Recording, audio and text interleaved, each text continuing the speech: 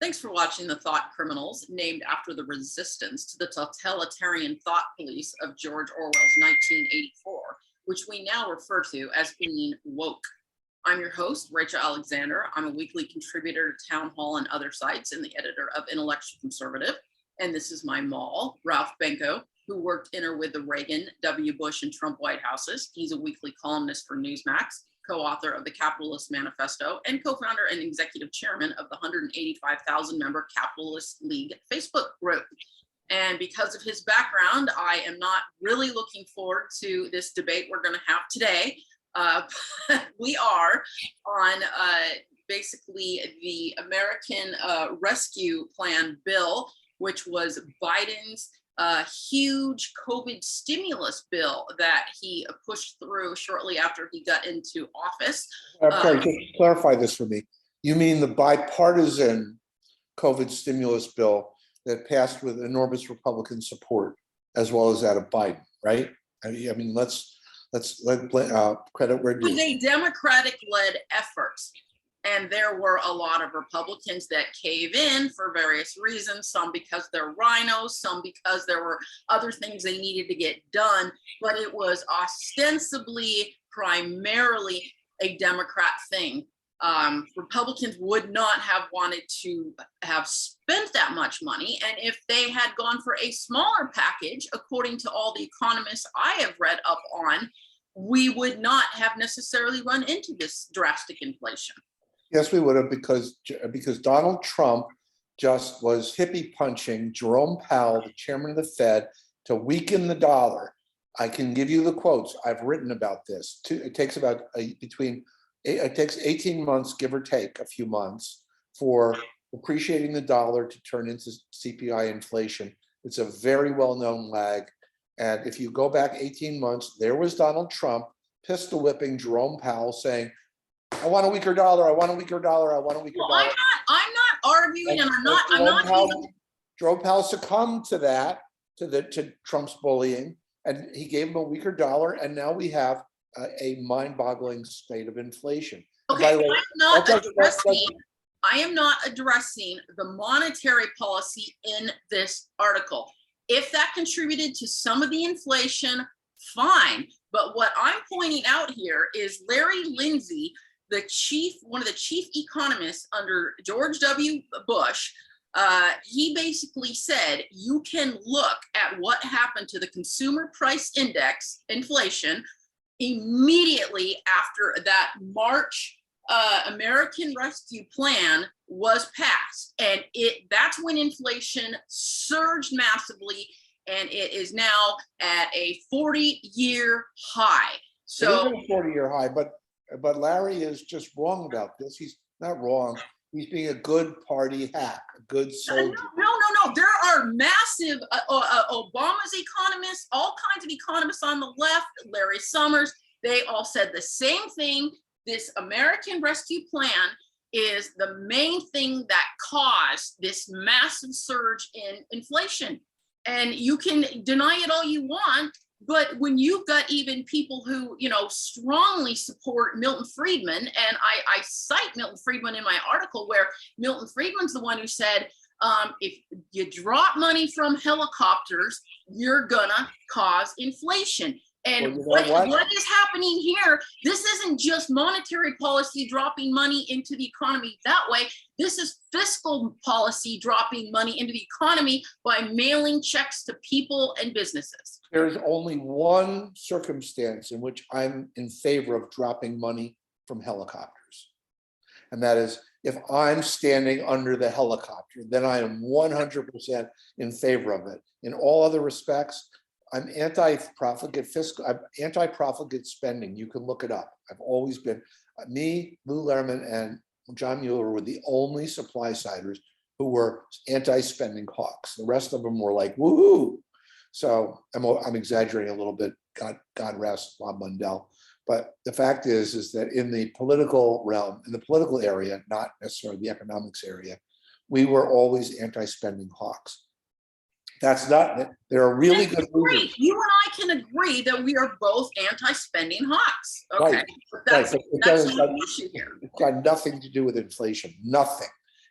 By the way, and I'll tell you this. Well, all the leading economists on the left, and we've got the ones on the right, they disagree with you on this. Well, my gosh, leading economists on the left disagree with me. And the How right. will I ever sleep at night?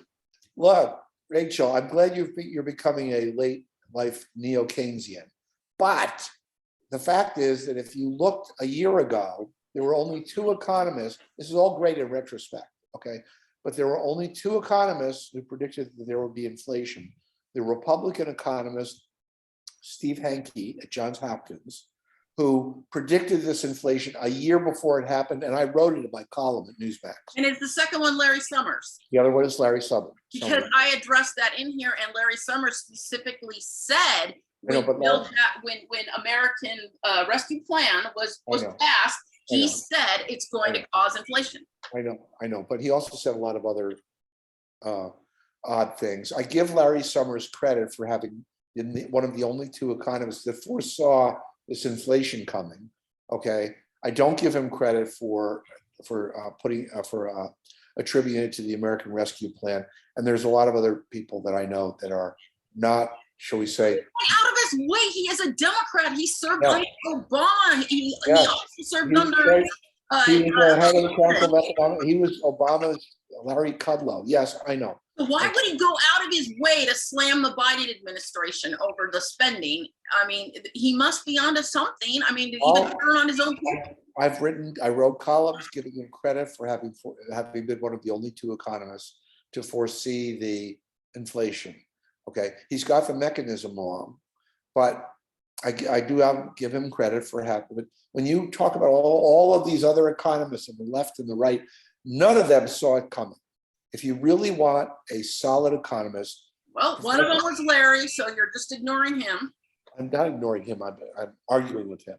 Okay, the guy who got it right was the Mundelean Steve Hanke at Johns Hopkins, a terrific, one of the best living monetary economists, along with Larry White and a couple of others today.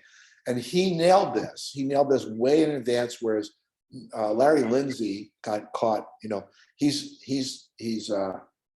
2020 hindsight on this. He never said, "Oh, we're going to have a lot of inflation on this." Okay, big spending, hey, big spender is really bad for a lot of different reasons, none of which have to do with inflation. So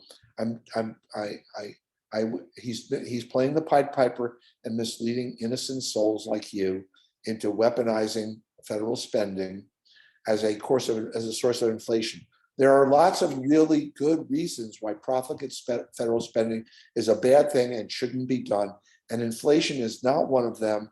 And Dan Mitchell writes a wonderful blog called International Liberty, and even he has written about the fact that you pin this tail on Donald Trump's donkey. If you look at the monetary aggregates, you can see that Jay Powell, under the beatings that Donald Trump was administering to him, tanked the dollar. And then sure enough, 18 months later, give or take, we get inflation just like Milton Friedman said we would. So I'm sorry. It's not, spending is bad, but it's not bad for inflation. It's bad for other reasons. Well, I would argue that if Milton Friedman had seen the profligate spending of the Biden administration, that he would have clarified his previous remarks, especially when you consider throwing money from the sky from helicopters can be done with fiscal policy, not just monetary policy.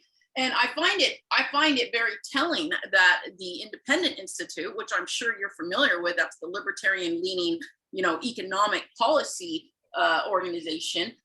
They actually said, although Friedman passed away in 2006, President Biden has a weird fixation in trying to beat him in an economic argument, showing that Biden is now perhaps changing what we all thought and believed when Friedman said only monetary policy causes inflation. No. And I want to get onto something else, because you and I aren't going to agree on this one. You just want to blame it all on Donald Trump. But I want to move on to the other. Wait a second. Biden reappointed Jay Powell, and Biden is another weak dollar guy. The inflation we're getting now is Trump's. The inflation that we will be getting next year is Biden's. Stay tuned. So I wanted to ask you about the fact that all these businesses, which were rebounding, okay, in early 2021, there was clearly signs of economic growth. They still begged for the bailout, and there's a long list of 180 CEOs from, typical lefty-leaning corporations demanding the bailout. And as we know, the bailouts back in 2008 were a colossal waste looking back at them. So do you feel, Ralph, that we should hold these businesses accountable for demanding this money? Because we know, since they didn't really need the money that bad, it's just going to be used to implement progressive woke policies within their corporations. Well, Rachel, if you would kindly intervene with some of your incoming political officials, the incoming governor of Arizona and the incoming senator from Arizona, Mark Brnovich, okay, to see if they could get their black helicopter fleet full of these $100 bills and have them hover over my house and drop them on my house. I'd owe you bigly. Well, the Democrats are so crazy. When I was researching that helicopter quote, there's actually an article by some leftist out there where she's literally calling for that. I know it was probably the modern monetary theory babe professor who is clearly been discredited now, but she had a pretty good run where people said, oh, we don't need to raise taxes. We can just print all the money we need to do all the socialist programming we want to do, and it'll never end up in inflation. So she's been strangely quiet for the last 6 months. The modern monetary theory people, who all of us were appalled by, have been discredited by events.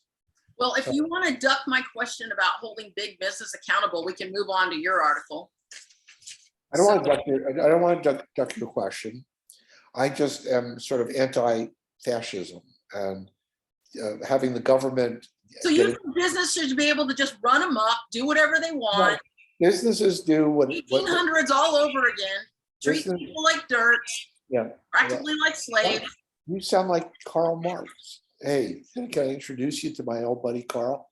You sound exactly like him. Look, capitalists like me. No, I call for free market to handle things like that. If big business is acting wrong, there should be protests, there should be boycott. I'm not calling. I don't call in my article for government to come in and be the solution. So don't try to put words in my mouth and call me Karl Marx. Then I wouldn't, begin to worry about you being a crypto socialist. But you're the one who wants the corporations in bed with socialism. I mean, that's essentially what you're calling for. You think that they should run everything with the Democrats, funneling the money. I mean, I think I'm exposing you for this. The biggest threat to corporations is the free market. Okay, your quasi-fascist proposal of holding the corporations accountable. And by the way, the corporations own the government. Quasi-fascist proposal.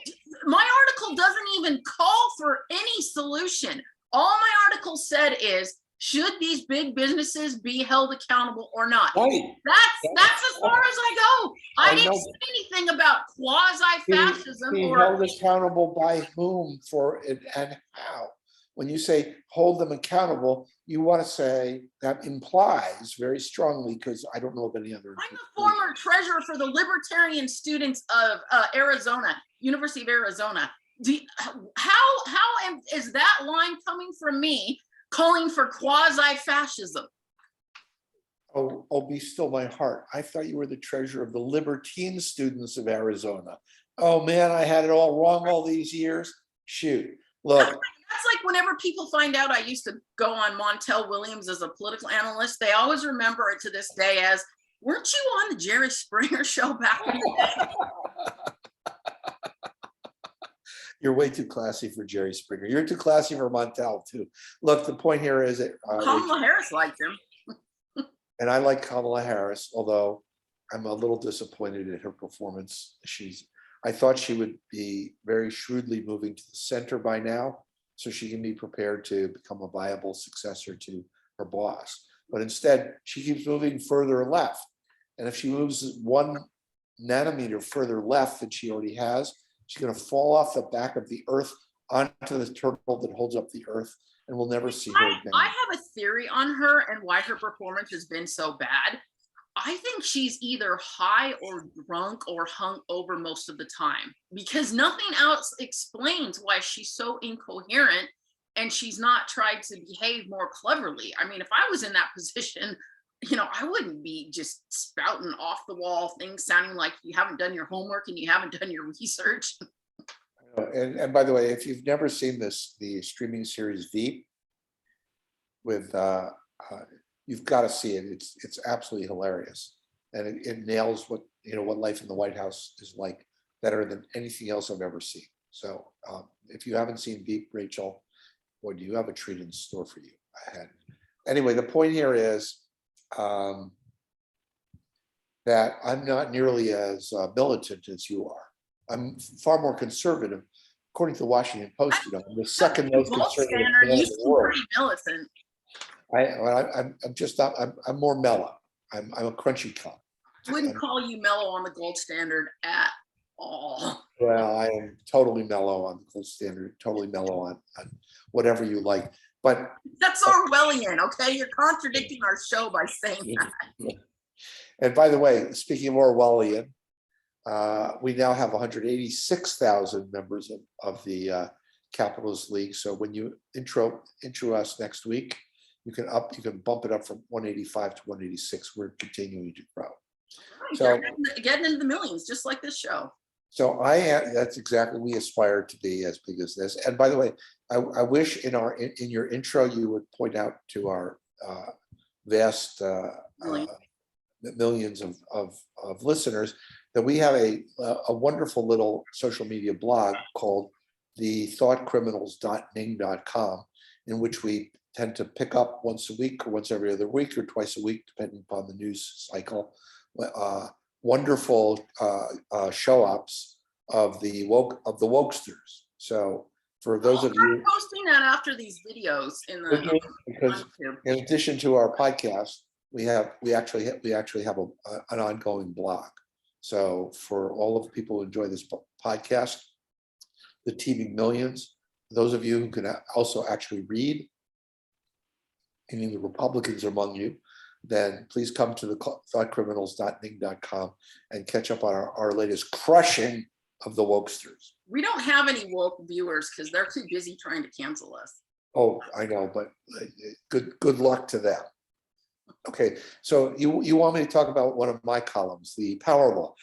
I reviewed the book by Sebastian Mallaby called The Power Law, and it is a fascinating narrative history of venture capital, going back to the original venture capitalist Arthur Rock, right to the present, through all of the cycles that it takes place.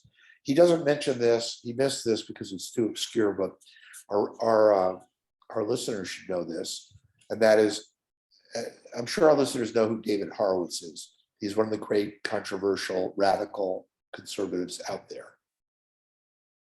And just recently, he started slamming Silicon Valley. I got an email from his email factory talking about how awful Silicon Valley is. And the hilarious thing is his son, who's also named Horowitz, is one of the two named principals of Andreessen Horowitz, who gave the venture capital funding to most of Silicon Valley. So the Horowitzes are on both sides of this fence. So I just think that it's kind of ironic that our very dear David Horowitz is slamming the fruit of the trees planted by his Horowitz son. Oh, there's a reason behind that.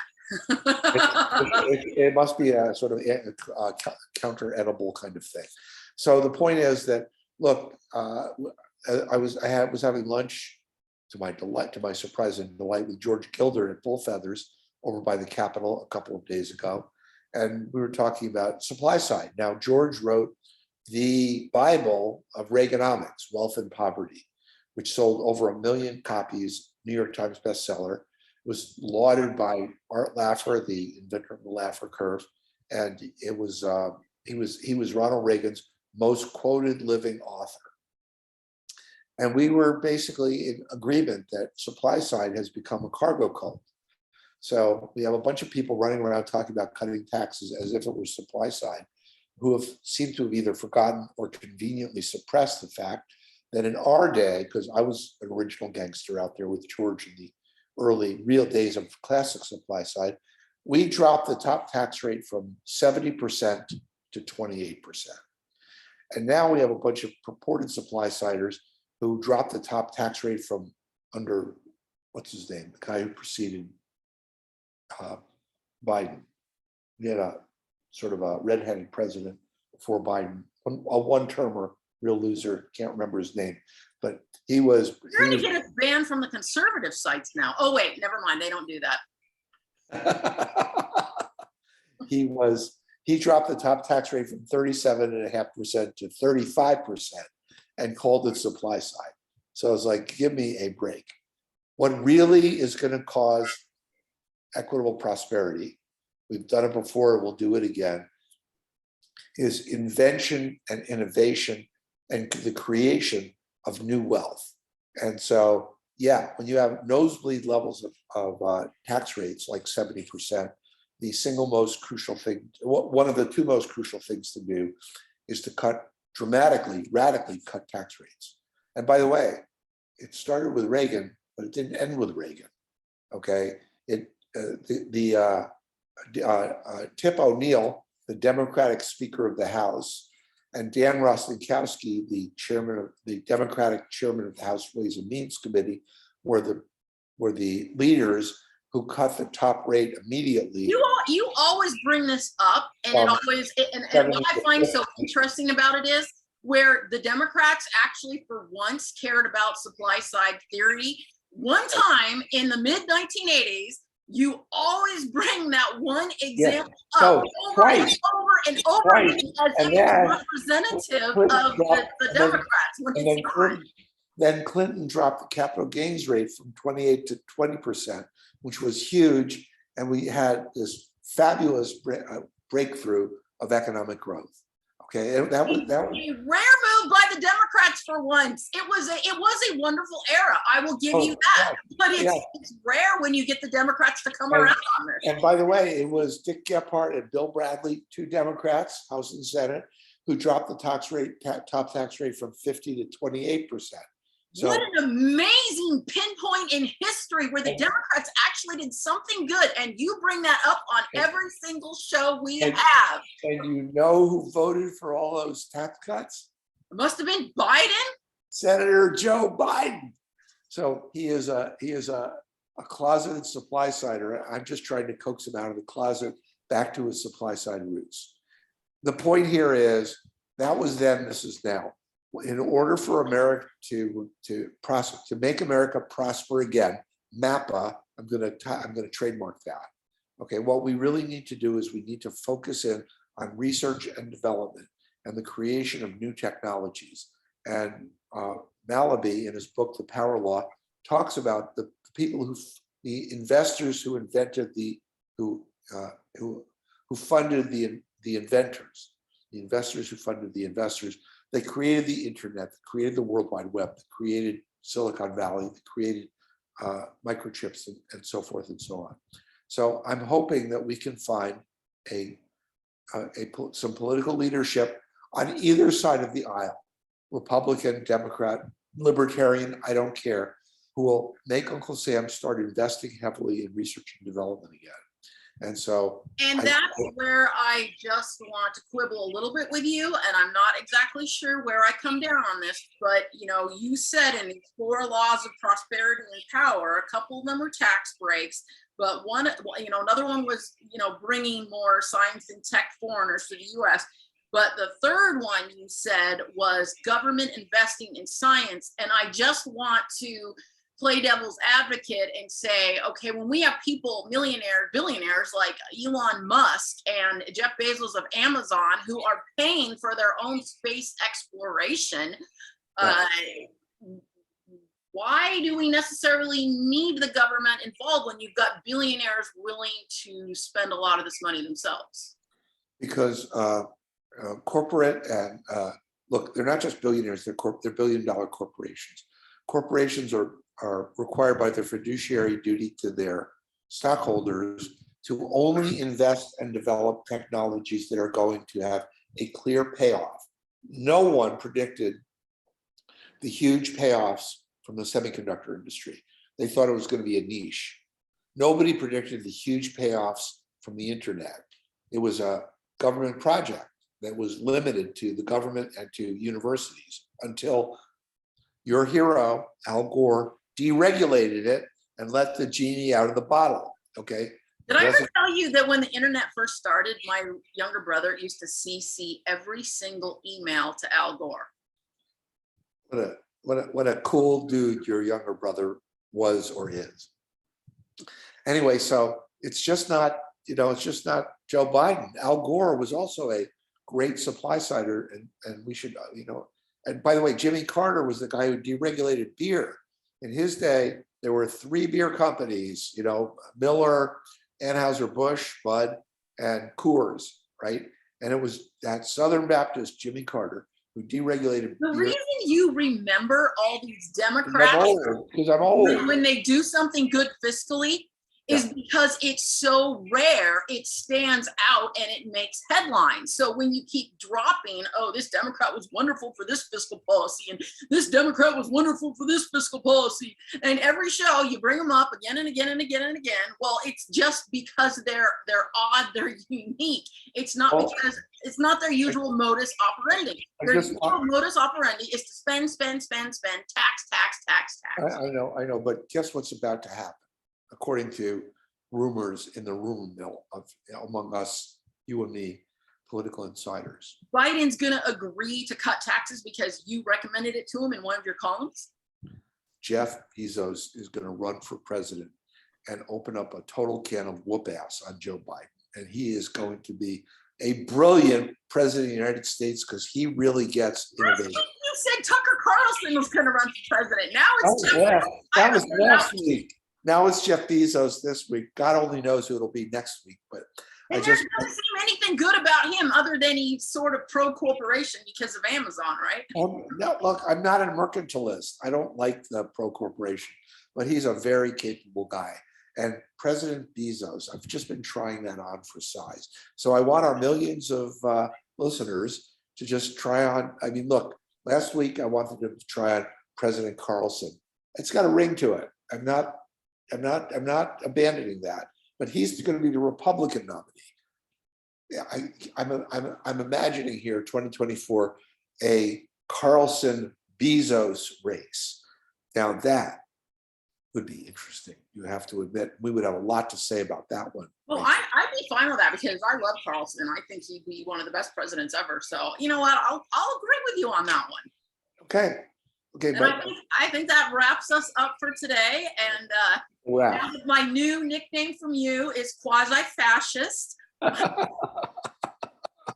We've got somehow knowing you, Ralph. I never called you that next week too. I called you a crypto fascist, not a quasi-fascist. Please don't try to. I'll go back and look, but I think it was a quasi-fascist. And there are probably even worse things he called me. I'll have to go back and watch this.